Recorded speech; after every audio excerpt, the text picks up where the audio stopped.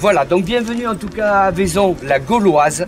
Vous me barrez le mot la romaine, car vous n'êtes pas dans une ville d'origine romaine. Hein, voilà, au moins 3 siècles avant l'arrivée des Romains, nous sommes ici l'oppidum capital d'un peuple gaulois, il s'appelle les Vaucons. Et cet oppidum, il était à l'emplacement de la cité médiévale d'aujourd'hui. Alors ce monde romain, on va le rencontrer dans le 2e siècle avant Jésus-Christ, ici, à partir des années 125 avant Jésus-Christ. On va perdre toutes les batailles. Et ici, ils vont comprendre que ces légions romaines, elles sont très fortes. Et ils vont être un des rares peuples gaulois qui va signer un traité d'alliance avec Rome, de ce qu'on appelle un fédus.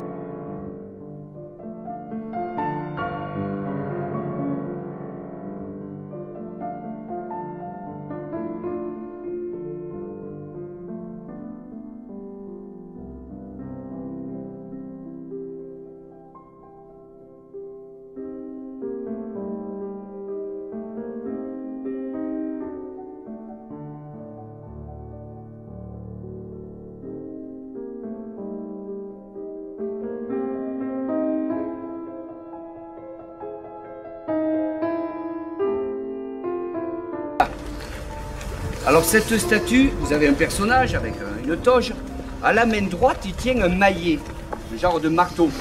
Et ça, c'est le symbole d'un dieu celte, Sucellus. Et sur l'autre main gauche, il a un syrinx, une flûte de Pan. Ça, c'est le symbole d'un dieu romain, Sylvain. Ils sont tous les deux des dieux en lien avec la nature, la végétation et les forêts.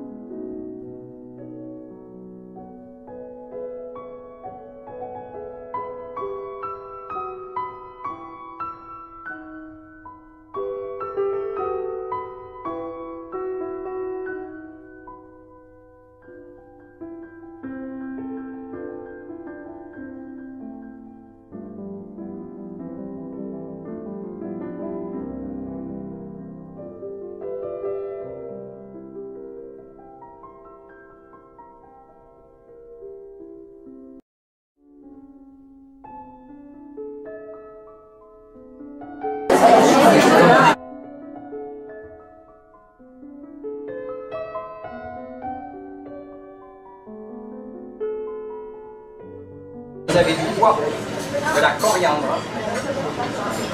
Après, il y avait du gnocchi. Parce qu'à l'époque, vous n'avez pas le gnocchi. Nous, on l'a remplacé par le gnocchi. Mais eux, ils utilisaient quoi? C'était quoi le cas? L'explication, c'est pour vous mettre à l'appétit. C'est du poisson qui est pourri et qui est bien mariné.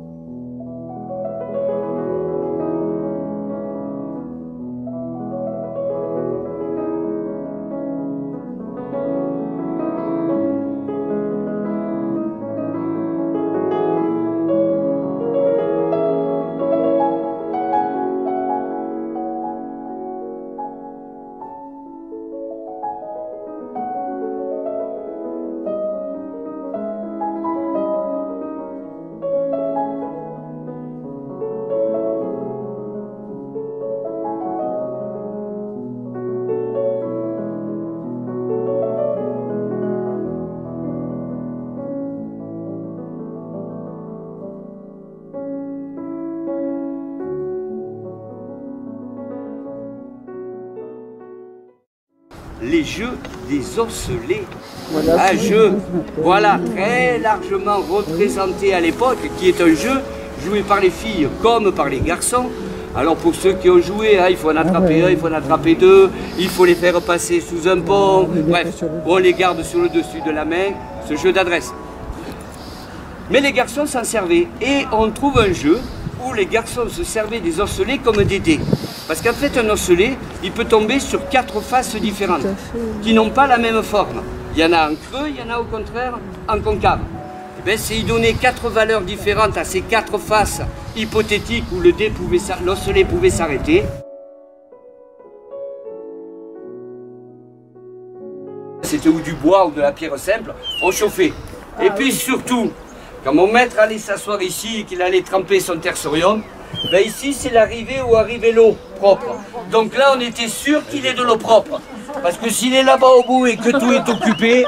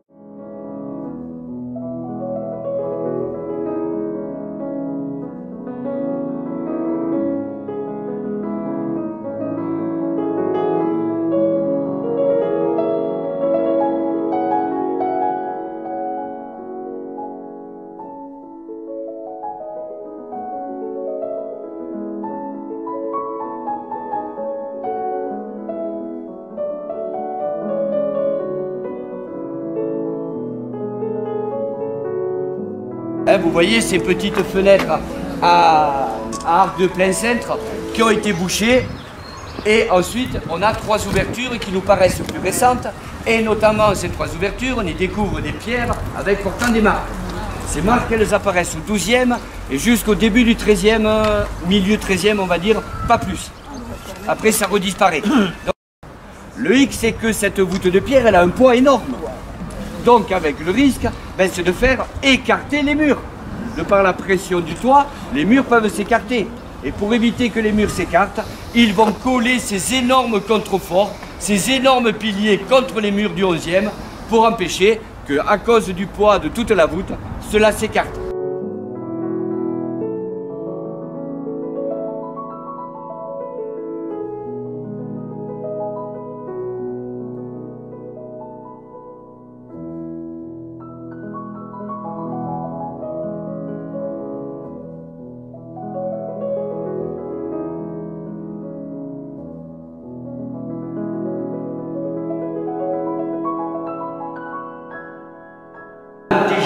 Foyer du christianisme qui est implanté ici. Alors est-ce que c'est peut-être des Vaisonnais qui étaient juillet et qui ont implanté? On ne sait pas. Mais n'empêche qu'on a très tôt ici un foyer chrétien qui va être organisé sur le pays de Vaison. Donc au 4e, 5e, 6e, qui sont pourtant un peu les temps très incertains, ça y est, les Vandales, les Alamans, les Visigoths, les Ostrogoths, les Burgondes, puis à partir du 6e, les Francs qui vont débarquer. Voilà, ce qui reste un petit peu en termes d'organisation, c'est le monde chrétien, et à Vaison, il est présent et organisé.